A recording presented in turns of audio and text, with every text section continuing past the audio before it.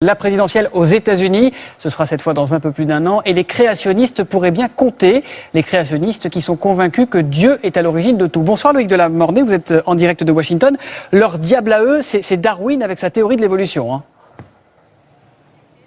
C'est cela, Thomas. Alors attention, bien sûr, on peut être scientifique et croire en Dieu. Là, on parle, comme vous l'avez dit, des créationnistes. C'est un mouvement qui considère que la Terre a environ 6 à 8 000 ans d'existence seulement et qui rejette en bloc la théorie de l'évolution. C'est aussi un mouvement qui va compter électoralement et qui a eu des ailes poussées par Donald Trump tout simplement parce que je vous rappelle qu'ici, eh bien, la ministre de l'Éducation nationale nommée par Trump est une ancienne directrice d'école créationniste. Le vice-président des États-Unis, Mike Pence, est un créationniste convaincu. Vous voyez, il y a une défiance au sommet de l'État vis-à-vis de la science. On vous emmène à la rencontre de ces créationnistes qui ont beaucoup de moyens.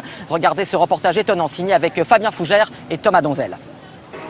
Adam et Ève, le premier homme et la première femme qui vivent en parfaite harmonie avec les dinosaures comme le redoutable vélociraptor.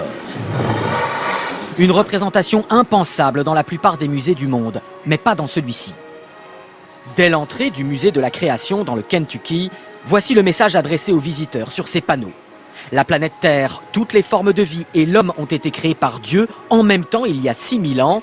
En face, d'autres panneaux et vidéos expliquent que la science moderne et la théorie de Darwin, l'évolution de la vie sur des milliards d'années, sont des mensonges et les visiteurs sont convaincus. Oui, c'est possible que les hommes et les dinosaures aient vécu en même temps. On ne peut pas marcher dans ce jardin d'Éden reconstitué sans être rempli de joie en voyant que c'est comme ça que tout a commencé. J'ai adoré cette partie. Le musée a été fondé par une puissante organisation évangéliste chrétienne appelée Answers in Genesis, littéralement les réponses dans la Genèse. Et le fondateur justement a réponse à tout, même quand on lui évoque les nombreuses découvertes en paléontologie. Les scientifiques ont dit avoir découvert le squelette d'une espèce entre un grand singe et un homme qui se tient complètement debout. On s'est rendu compte après que c'était les restes d'un homme qui avait en fait une maladie des os. Ce n'était pas une espèce qui évoluait vers l'homme debout, c'était déjà un homme, mais qui était voûté.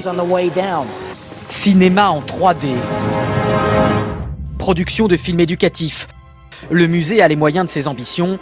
Il a coûté plus de 20 millions d'euros, financé par les généreux dons de chrétiens créationnistes, et attire en moyenne 300 000 visiteurs par an. Avec ces dons, les fondateurs du musée ont pu recueillir plus de 100 millions d'euros. Et avec tout cet argent, ils ont pu construire leur nouveau projet, une arche de Noé, grandeur nature, posée sur les plaines du Kentucky, pour raconter la suite de l'histoire selon les créationnistes en tout cas. 155 mètres de long, 26 de large et 16 de haut. Les dimensions ont été calculées selon le texte de la Genèse, qui donnait des mesures en coudées.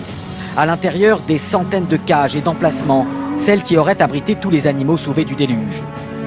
Ici, tout s'écrit selon l'histoire de la Bible. Le déluge aurait eu lieu en 2348 avant Jésus-Christ.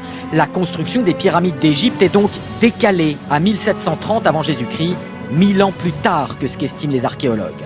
Le lieu explique de manière spectaculaire comment Noé et les 7 membres de sa famille se sont occupés des animaux pendant près de 8 mois de navigation. On nous explique tous les détails, comment ils nourrissaient les animaux, comment ils évacuaient les déchets, où ils stockaient les provisions.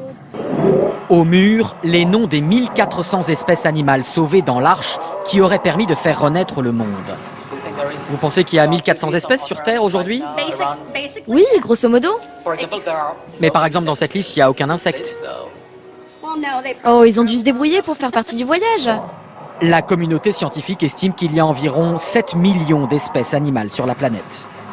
Les créationnistes ne se contentent pas de répandre leurs théories dans certains musées. Depuis longtemps, ils s'attaquent aussi aux écoles. Ils tentent régulièrement des recours devant les tribunaux pour faire modifier les programmes dans le public. Et comme le système scolaire américain est très décentralisé, ils ont toute l'attitude dans les écoles privées. Dans cette académie chrétienne de l'Oklahoma, voici à quoi ressemble le cours de sciences sur la formation de la Terre. Selon les modèles scientifiques, il aurait fallu 60 millions d'années pour saliniser les océans. Mais si la Terre n'a que 6 000 ans, comment les océans peuvent-ils être aussi salés aujourd'hui? Ils n'ont pas eu le temps. Dans ce cas-là, on peut peut-être penser que comme Dieu a créé les océans il y a 6 000 ans, il les a déjà créés avec quoi? Et oui, avec du sel dedans. Moi, je trouve ça très logique. On nous a présenté les 2 théories, l'évolution et la création. Et pour moi, la création est beaucoup plus cohérente.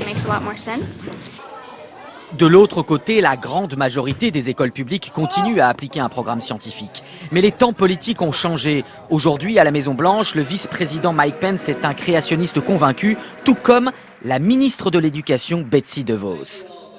Les associations de scientifiques et de professeurs sont inquiètes de ne plus avoir, selon elles, de garde-fous au sommet de l'État. Les créationnistes étaient frustrés d'avoir un enthousiaste des sciences comme Obama à la Maison-Blanche. Mais là, ils sont réconfortés d'avoir quelqu'un qui se fiche de la vérité scientifique. Le long des routes américaines, les panneaux dénonçant la théorie de l'évolution de Darwin sont encore nombreux.